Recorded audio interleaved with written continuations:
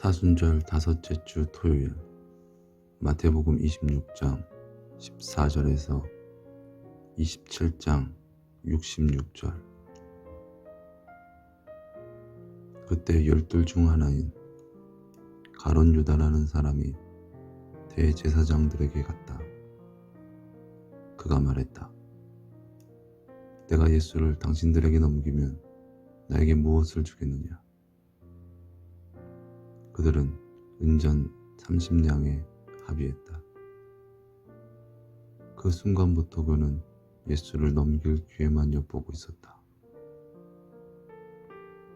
무교절 첫날에 제자들이 예수께 말했다.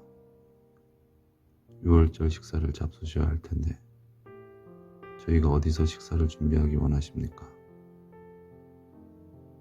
그가 말씀하셨다. 성읍 안으로 들어가면 어떤 사람이 있을 것이다. 그에게 이렇게 말해라. 우리 선생님께서 내 때가 아주 가까웠다.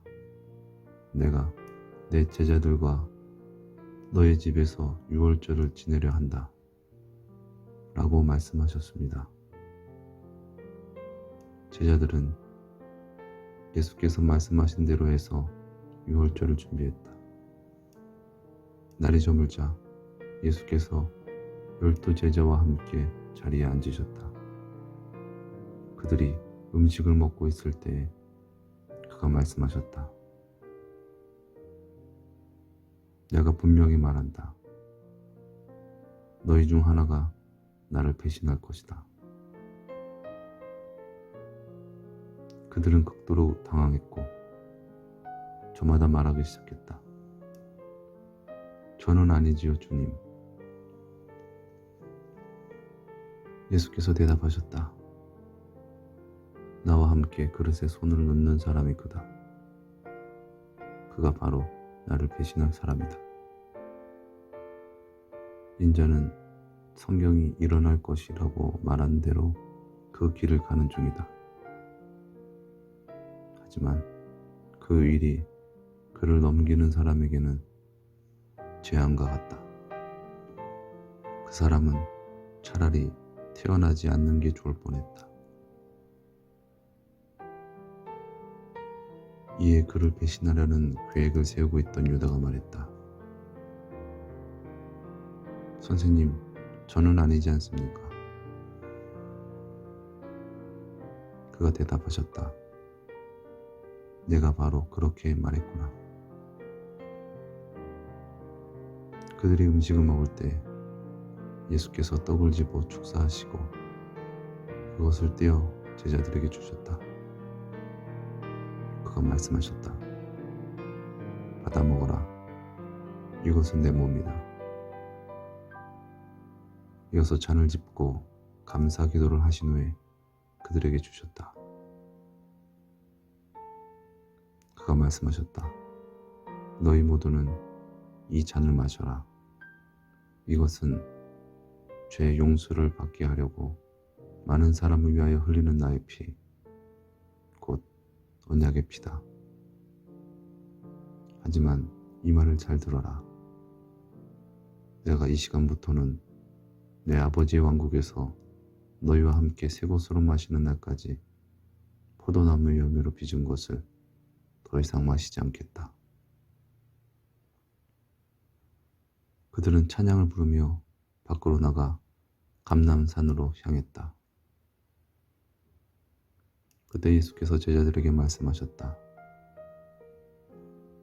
너희 모두가 오늘 밤 나 때문에 걸려 넘어질 것이다. 잘 들어라. 이것은 성경이 말하는 바다. 내가 목자를 치리니 양떼가 흩어질 것이다. 그러나 내가 다시 살아난 후에 너희보다 먼저 갈릴리로 갈 것이다. 베드로가 그에게 대답했다. 모든 사람이 걸려 넘어질지라도 저는 절대로 그러지 않겠습니다. 예수께서 그에게 말씀하셨다. 내가 분명히 말한다. 오늘 밤 닭이 울기 전에 너는 나를 3번 부인할 것이다. 베드로가 그에게 말했다. 내가 당신과 함께 죽는 한이 있더라도 결코 당신을 부인하지 않겠습니다. 그리고 다른 제자들도 모두 그렇게 말했다. 예수는 제자들과 함께 겟세마네라는 곳으로 가셨다. 그가 제자들에게 말씀하셨다. 내가 저쪽으로 가서 기도하는 동안 너희는 여기 앉아 있어라. 그는 베드로와 세베대의 2 아들을 데리고 가셨는데 매우 동요하고 고민하기 시작하셨다. 그가 말씀하셨다. 내 영혼이 괴로워 죽을 지경이구나. 너희는 여기 머물면서 나와 함께 깨어 있어라. 그러고 나서 그는 조금 더 앞으로 가서는 얼굴을 땅에 대고 엎드려 기도하셨다. 내 아버지여, 가능하다면 제발 이 잔을 제게서 거두어 주소서. 하지만 제 뜻대로 마시고 아버지의 뜻대로 하소서. 그가 제자들에게 돌아와서 그들이 자는 것을 보셨다. 그가 베드로에게 말씀하셨다. 그래, 너희는 단 1시간도 나와 함께 깨어 있을 수 없더냐. 시험을 당하지 않도록 깨어 기도하라. 마음은 간절한데 몸이 약하구나. 다시 2번째로 자리를 옮기고는 말씀하셨다. 내 아버지여, 제가 이 잔을 마시지 않는 이상 이 순간이 지나갈 수 없다면 아버지 뜻대로 하소서. 그는 다시 와서 그들이 잠들어 있는 것을 보셨다. 그들은 잠에 취해서 아무도 눈을 뜨지 못했다. 그는 그들을 떠나 한 번 더 자리를 옮겨서 같은 말로 3번째 기도하셨다. 그리고 제자들에게 돌아오셨다. 그가 말씀하셨다. 너희가 이제는 잠을 자고 편히 쉬어도 좋다. 보라, 때가 가까이 왔고 인자가 사악한 자들의 손에 넘겨질 것이다. 일어나서 함께 가자. 보라, 나를 배신할 자가 온다. 예수께서 아직 말씀하시는 동안 12 중 하나인 유다가 왔다. 그는 대제사장들과 백성의 장로들이 보낸 칼과 몽둥이를 든 큰 무리들과 함께 왔다. 예수를 배신하기로 작정한 그가 그들에게 신호를 보냈다. 내가 입 맞추는 사람이 바로 그다. 그를 잡아라. 그는 곧장 예수께로 가서 말했다. 선생님 안녕하십니까? 그리고 그에게 입을 맞추었다. 예수께서 말씀하셨다.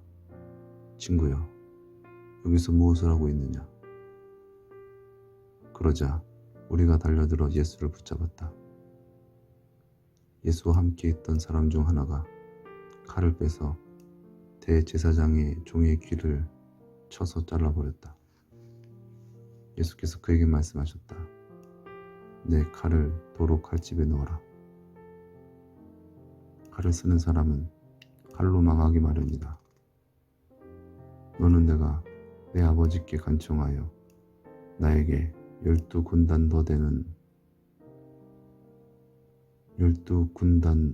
되는 천사를 보내게 할 수 있다는 사실을 알지 못하느냐. 하지만 그렇게 하면 이런 일이 일어나야만 한다고 말한 성경 말씀이 어떻게 이루어질 수 있겠느냐.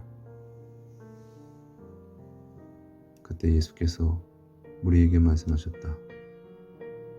너희가 마치 내가 강도인 것처럼 나를 체포하려고 정말로 칼과 막대기를 들고 온 것이냐. 내가 날마다 성전에 앉아 가르쳤지만 너희는 나를 체포하지 않았다. 그러나 이렇게 된 것은 선지자들이 성경에서 말했던 바가 이루어지기 위함이다. 그 후에 제자들이 모두 예수를 버리고 도망쳤다. 예수를 체포한 사람들이 그를 끌고 대제사장 가야바게로 갔다. 그의 집에는 이미 서기관들과 장로들이 모여 있었다. 베드로가 거리를 두고 예수를 따라 대제사장의 집까지 왔다. 그는 상황이 어떻게 돌아가는지 확인하려고 집 안으로 들어가 하인들과 함께 앉아 있었다.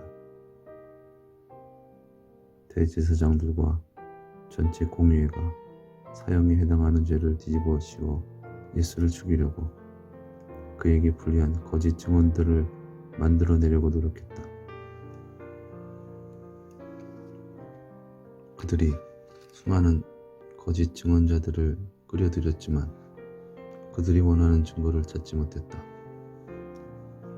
결국 두 사람이 나와서 증거를 댔다.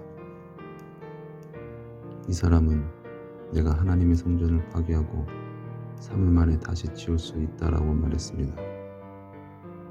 그러고 나서 대제사장이 일어섰다. 그는 예수에게 말했다. 당신은 답변하지 않을 건가? 이 사람들이 당신을 고발하는 내용에 대해 할 말이 없는가? 하지만 예수는 계속 침묵하셨다. 그러자 대제사장이 그에게 말했다.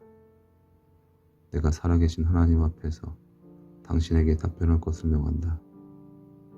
당신이 하나님의 아들 메시아라면 우리에게 말하라. 예수께서 말씀하셨다. 그런 말들을 쓴 것은 당신이다. 하지만 나는 분명히 말한다. 지금 이후로 당신은 인자가 권능의 우편에 앉아 있는 것과 하늘 구름을 타고 오는 것을 볼 것이다. 그러자 대제사장이 자기 옷을 찢으며 말했다. 저자가 신송을 모독했다. 어찌 증인이 더 필요하겠는가? 보라, 너희는 지금 여기서 저자가 신송 모독하는 말을 들었다. 너희의 판결은 무엇이냐? 그들이 대답했다. 그는 사형을 받아 마땅합니다. 이어서 그들은 예수의 얼굴에 침 뱉고 그를 쳤다. 일부는 손바닥으로 그를 때렸다. 그리고 말했다. 메시아 선생, 예언을 해봐라. 너를 때린 사람이 누구냐? 그러는 동안 베드로는 재판정 밖에 앉아 있었다. 한 여종이 그에게 다가와서 말했다. 너도 갈릴리 사람 예수와 함께 있었지 않느냐? 베드로가 모두 앞에서 그 사실을 부인하며 말했다. 나는 당신이 무슨 말을 하는지 모르겠다. 그는 현관문으로 나갔다. 다른 요정이 그를 보고는 거기 있는 사람들에게 말했다. 이 사람은 나사렛 예수와 함께 있던 자입니다. 베드로는 다시 한번 그 사실을 부인했다. 이번에는 맹세까지 했다. 나는 그 사람을 모릅니다. 조금 후에 주변에 서 있던 사람들이 베드로에게 다가와 말했다. 너는 정말로 그들 가운데 한 명이 맞다. 내가 말하는 것을 보니 확실하다. 그러자 그는 저주를 하면서 맹세하기 시작했다. 나는 그 사람을 모른단 말이오. 그러고 나서 갑자기 닭이 우는 소리가 들렸다. 그러자 베드로는 기억이 났다. 예수가 그에게 말씀하셨던 말들이 생각이 났다. 닭이 울기 전에 내가 3번 나를 부인하리라. 그리고 그는 밖으로 나가서 아이처럼 울었다. 동이 트자 모든 대제사장과 백성의 장로들이 예수를 죽이기 위해서 그에 관하여 공의 회의를 열었다. 그들은 그를 결박하여 끌고 가서 총독 빌라도에게 넘겼다. 그러는 동안 그를 배신한 유다는 그가 선고받은 것을 보고는 후회의 마음으로 가득 찼다. 그는 은전 30냥을 대제사장들과 장로들에게 돌려주었다. 그가 말했다. 내가 죄를 범했다. 내가 무거운 사람을 배신했고 이제 내 손에 그의 피를 묻혔다. 그들이 대답했다. 우리가 무슨 상관이냐? 그건 당신 문제다. 그는 그 돈을 성전에 던지고 그곳을 떠났고 놀러가서 스스로 목을 메어 죽었다. 대제사장들이 그 돈을 집으며 말했다. 이 돈은 피가 묻은 돈이니 율법에 따르면 성전 금고에 넣을 수가 없다.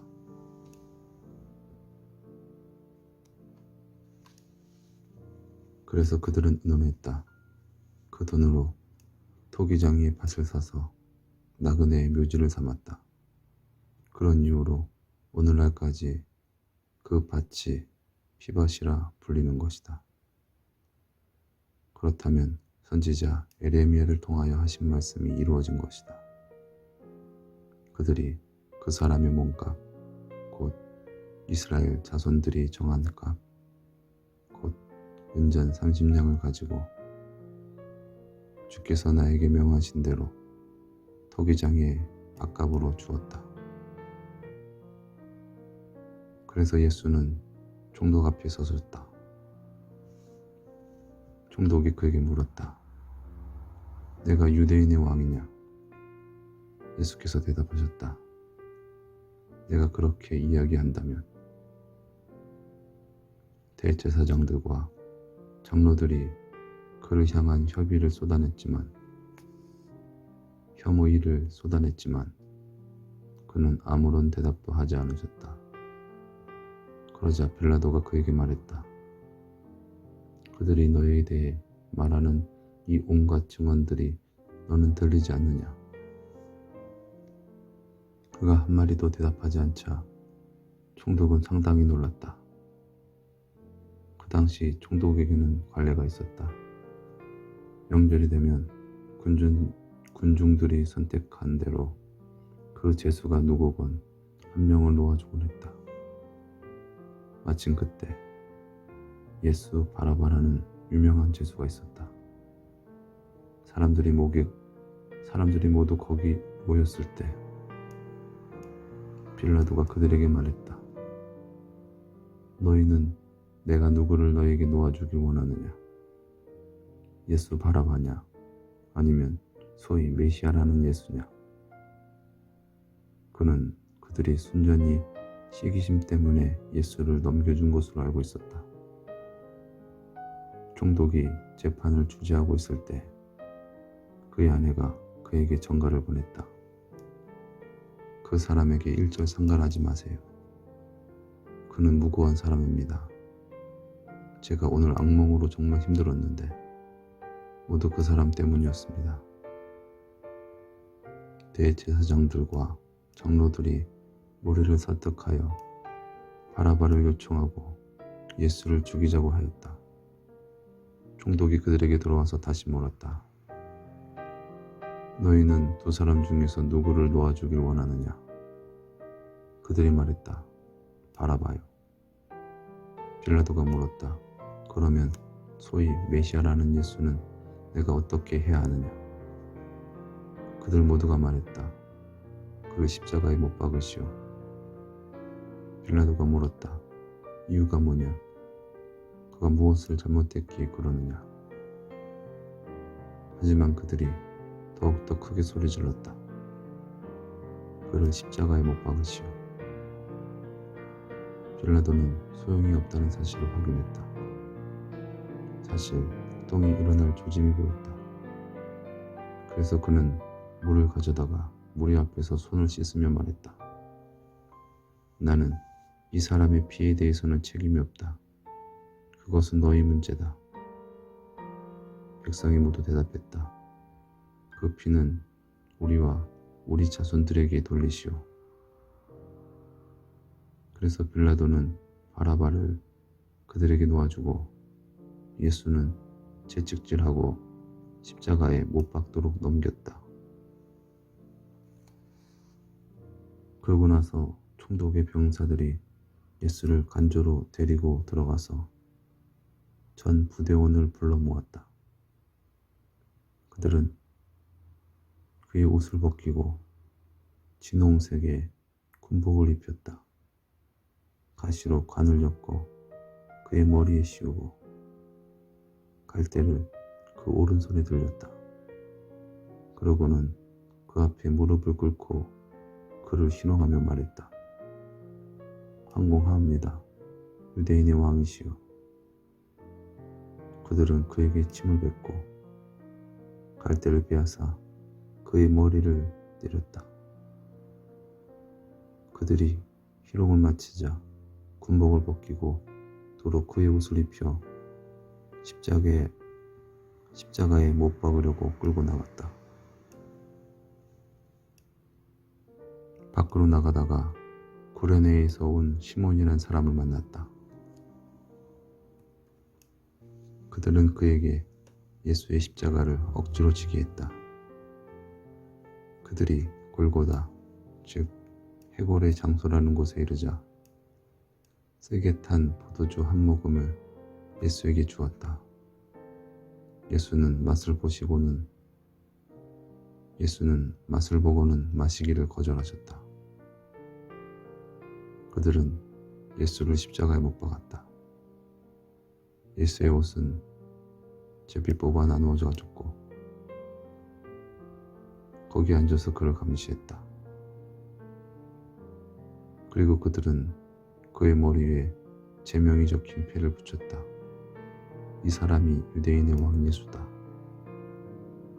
그때 그들은 두 명의 강도를 예수와 나란히 십자가에 못 박았는데 한 명은 그의 오른편에 한 명은 그의 왼편에 못 박았다. 지나가던 사람들이 예수를 모독했다. 그들은 예수를 향해 고개를 절레절레 흔들었다. 그들이 말했다. 그래, 너는 성전을 허물고 3일 만에 짓겠다고 하지 않았느냐? 내가 하나님의 아들이라면 내 자신을 구원해봐라. 십자가에서 내려와 보란 말이다. 대제사장들 역시 서기관들과 장로들과 함께 그를 모욕했다. 그들이 말했다. 그가 다른 사람들은 구원하였지만 자기는 구원하지 못하는구나. 알겠어. 그가 이스라엘의 왕이란 말이지. 좋아. 그러면 지금 십자가에서 내려오라고 해보자. 그러면 우리도 그가 이스라엘 왕이라고 정말로 믿어주지. 그가 하나님을 신뢰한다고 했으니 하나님께서 그를 정말로 사랑하시면 하나님께서 그를 지금 구원하실 게 아니냐. 그 역시 자기가 하나님의 아들이라고 말했으니까.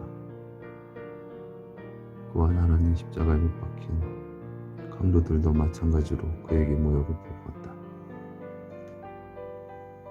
종어부터 오후 3시까지 온 땅에 어둠이 임했다. 오후 3시쯤 예수께서 큰 소리로 외치셨다. 엘리 엘리 라마 사박다니. 이 말의 의미는 나의 하나님 어찌하여 나를 버리셨나이까이다. 거기서 있던 사람들 가운데 일부는 그 말을 듣고 이렇게 이야기했다. 이 사람이 엘리야를 부르나 보다. 그들 가운데 한 사람이 곧장 달려가서 해면을 가져왔다. 그가 거기에 신 포도주에 적셔 막대기에 묶고는 그에게 마시라고 주었다. 다른 사람은 이렇게 말했다. 잠깐 기다려 봅시다. 엘리야가 와서 그를 구원하는지. 하지만 예수는 다시 한번 크게 소리를 지르시고 마지막 숨을 내쉬었다. 그 순간 성소의 휘장이 위에서 아래로 쫙 찢어졌다. 땅이 흔들리고 바위들이 갈라졌으며 무덤들이 갑자기 열렸다. 잠자던 성도들이 많은 육체가 다시 살아났다. 예수의 부활 후에 그들이 무덤에서 나와 거룩한 도시로 들어갔고 몇 사람은 그들의 모습을 보았다. 예수를 감시하던 백부장과 그와 함께 있던 몇 사람이 지진과 일어난 다른 일들을 보고는 제 정신을 잃을 정도로 겁에 질렸다. 그들이 말했다. 그는 진실로 하나님의 아들이었다. 몇몇 여인이 거기 있어 멀리서 이 일들을 지켜보고 있었다. 그들은 갈릴리에서부터 예수를 따라왔고 그에게 도움을 주었던 사람들이다. 그들 가운데는 막달라 마리아, 야고보와 요셉의 어머니 마리아, 그리고 세베대의 아들들의 어머니도 있었다. 날이 저물자 아리마대 출신의 부자가 도착했다. 그는 요셉이라 불렀고 그 역시 예수의 제자였다. 그가 빌라도에게 가서 예수의 시체를 요구했다. 빌라도는 예수의 시체를 그에게 내어주길 허락했다. 그리하여 요셉은 그 몸을 가져다가 깨끗한 세마포로 쌌다. 그는 자신이 바위를 파내어 만든 그의 새 무덤에 예수의 시체를 안치했다. 그러고 나서 무덤 입구에 큰 돌을 굴려 막아 놓고는 무덤을 떠났다. 막달라 마리아가 그곳에 있었고 다른 마리아도 있었다. 그들은 무덤 반대편에 앉아 있었다. 이튿날, 즉 준비일 다음날, 대제사장들과 바리새인들이 무리를 지어 빌라도에게 갔다. 그들이 말했다. 각하, 저 사기꾼이 아직 살아있을 적에 3일 후에 내가 다시 살아날 것이다 라고 말했던 것을 우리가 기억하고 있습니다. 그러니 셋째 날까지 무덤을 안전하게 지키라는 명령을 부디 내려주시길 바랍니다. 그렇지 않으면 그의 제자들이 와서 시체를 도둑질하고는 백성들에게 그가 죽은 자 가운데서 살아나셨다라고 말할지도 모릅니다. 그렇게 되면 마지막 속임수가 처음 속임수보다 더 심할 것입니다. 빌라도가 말했다. 너희에게도 경비병이 있을 텐데 너희가 아는 방식대로 무덤을 안전하게 지키도록 해라. 그래서 그들이 가서 돌을 봉인하고 감시병을 두는 등 무덤을 안전하게 지켰다. 아멘.